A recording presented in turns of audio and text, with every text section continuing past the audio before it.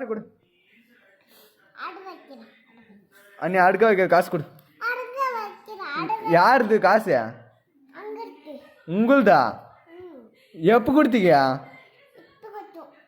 எப்போ கொடுத்தா? அம்மா கொடுத்தாளா? கொடு காசு. யாருது காசு? உந்தா? கொடு காசு கொடு. குடுறா காசு கொடு. அங்கே குட்டணும்.